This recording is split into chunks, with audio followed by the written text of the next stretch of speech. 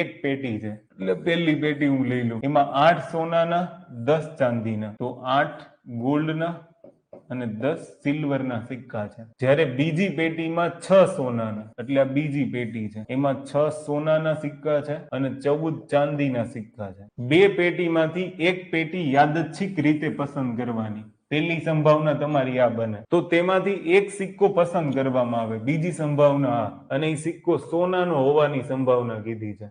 અહીંયા જે સોનાના સિક્કાની સંભાવના છે ને કેવી રીતના મળશે? સોનાના સિક્કાની સંભાવના P of G લખ દો એટલે ખબર પડી જાય. ગોલ્ડનો જે કોઈન છે ને એની સંભાવના. સૌથી પહેલા તમારી પાસે બે પેટી છે, તો કુલ પરિણામ કેટલા?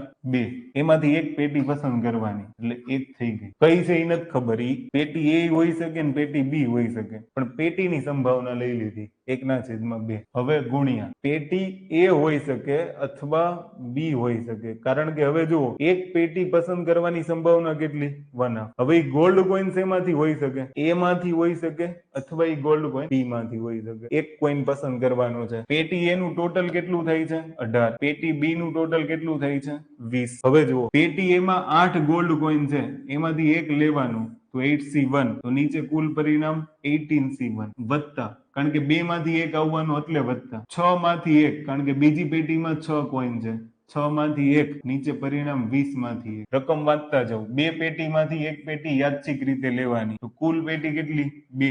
એમાંથી એક લઈ લીધી એટલે પેટીની સંભાવના પૂરી. બ્રેકેટમાં સરવાળો શું કામ કર્યો? સરવાળો એટલા માટે કર્યો કે એક સિક્કો પસંદ કરવાનો છે, એની સોનાનો હોવો જોઈએ. હવે એ સિક્કો કાં તો પેટી A માંથી હોવો જોઈએ કાં તો પેટી B માંથી, એટલે વચ્ચે અથવા આવશે. અને નથી કે પેટી 1 માંથી એક સિક્કો કાઢો અને પેટી B માંથી એક સિક્કો કાઢો, એવું નથી. અને નથી, 2 માંથી 1 માંથી કાઢવાનું છે. એટલે હવે જો અહીંયા ગોલ્ડ કોઈન કેટલા છે? 8, તો 8 માંથી 1, તો નીચે કુલ પરિણામ 18 માંથી 1. આ 6 માંથી 1, તો નીચે કુલ પરિણામ 20 માંથી 1. 8 માંથી 1, 18 માંથી 1, 6 માંથી 1, 20 માંથી 1. કારણ કે નીચે ટોટલ તો લખવાના ને. આ કુલ પરિણામ તમારા થઈ ગયા, અને આ favourable outcome, total outcome, favourable outcome. તો 1/8 વત્તા 6/20. ક્લિયર? તો અહીંયા 2 ચોક 8, 2 નવા 18, 2 તેરી 6, 2 ગુણ્યા 10 એટલે 20. ક્લિયર? તો હવે અહીંયા અગર તમે LCM લેશો 1/2, તો LCM તમારો 10 ગુણ્યા 9 90 આવી જશે. 10 ને આની સાથે ગુણો તો 40, અને 9 ને આની સાથે ગુણો તો 27. ક્લિયર? તો ઉપર કેટલું થશે? 40 અને 20, 67. નીચે આ બંનેનો ગુણાકાર થશે, 90 ગુણ્યા 2 180, તો 67/180. જવાબ આવશે B.